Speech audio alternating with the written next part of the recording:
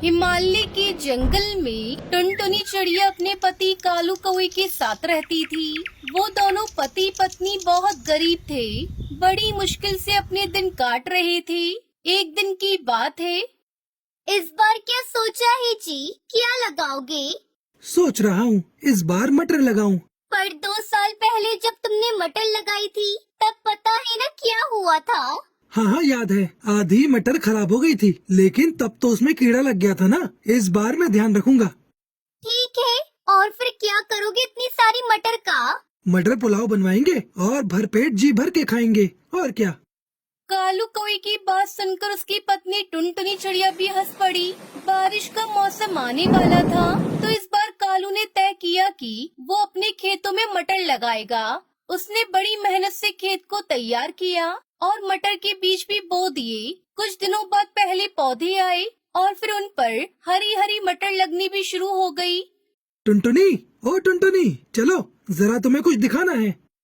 कालू कौवा टुनटुनी चिड़िया को मटर के खेत में ले जाता है। खेत देखकर टुनटुनी चिड़िया के चेहरे पर भी मुस्कान आ गई। पूरा खेत हरी भरी मटरों से भरा हुआ था। ऊपर वाले की कृपा से बहुत बढ़िया फसल हुई है इस बार। तुम देखना टुनटुनी, इस बार खूब अच्छे पैसे मिलेंगे इन मटरों के। मैंने सोच लिया है, पैसे आते ही सबसे पहले घोंसले की छत ठीक करवाऊंगा। और कोई खर्चा है क्या, वो भी बता देना। हाँ है ना, एक बढ़िया सा हार भी दिला देना मुझे। हाँ ले लेना, एक नहीं तुम 2 हार ले लेना इस बार। मटर की बढ़िया फसल देखकर दोनों पति पत्नी सपने देखने लगे। दूसरी तरफ पूरे जंगल में भी ये खबर फैल चुकी थी कि इस बार कालू और टुनटुनी चिड़िया की फसल बहुत बढ़िया हुई है। फिर एक दिन कालू कौवे के घोंसले के बाहर मुखिया हरिया तोता आता है। अरे मुखिया जी आप? हाँ टुनटुनी, कैसी हो? ऊपर वाले की कृपा है मुखिया जी। कृपा तो वाकई बहुत हुई है तुम पर। मैंने सुना है इस बार तुम्हारी मटर की फसल बहुत अच्छी हुई है। हाँ मुखिया जी, सब भगवान की दया है। तो क्या सोचा है, किसे बेचोगे अपनी मटर? अभी तो कुछ ऐसा सोचा नहीं है मुखिया जी, जहाँ सही दाम मिल जाएगा वही दे दूंगी। अरे तो हम काहे के लिए हैं? हमें दे दो अपनी सारी मटर, हम पूरे 15 रुपए देंगे तुम्हें 1 किलो के। पर शहर के जंगल में इस बार 25 से 30 रुपए किलो बिक रहे हैं मटर।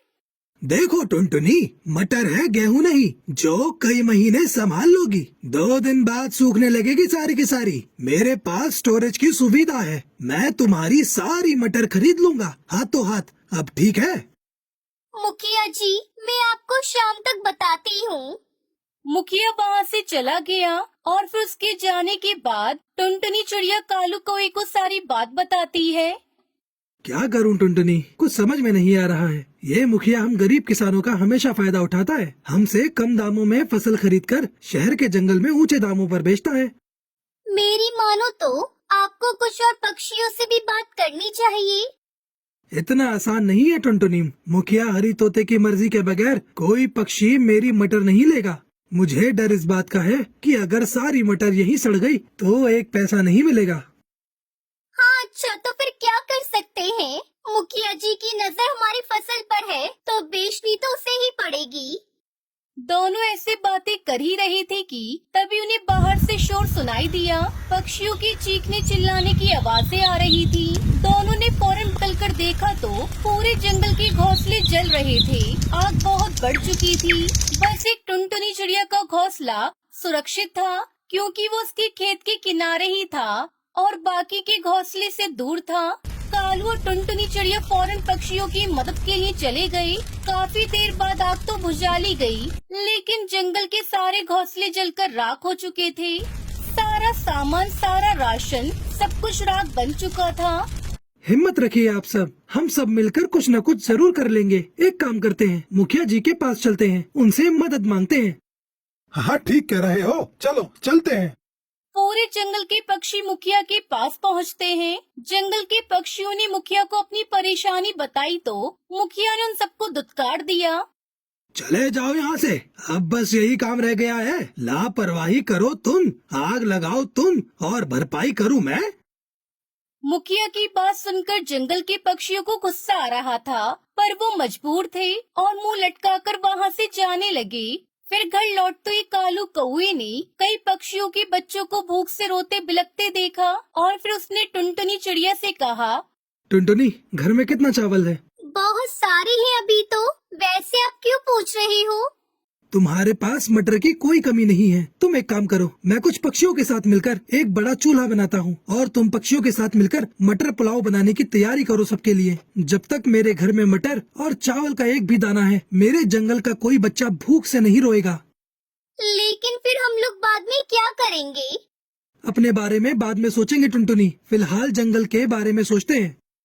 टुनटुनी चिड़िया ने इसके बाद कुछ नहीं कहा और खाना बनाने की तैयारी शुरू कर दी। अगले कुछ दिनों तक टुनटुनी चिड़िया की रसोई में ढेर सारा मटर पुलाव पकता रहा और जंगल के पक्षियों की भूख मिटाता रहा। सारे पक्षी कालू टुनटुनी चिड़िया को दुआएं दे रहे थे, लेकिन फिर धीरे धीरे कालू के घर चावल और मटर खत्म होने लगे और कालू और टुनटुनी चिड़िया सोच में पड़ने लगी। तभी एक दोपहर कुछ ऐसा हुआ जिसकी उम्मीद किसी को नहीं थी। अरे सेठ जी, आप मुझ गरीब के घर, आप अंदर आइए, यहाँ बैठिए।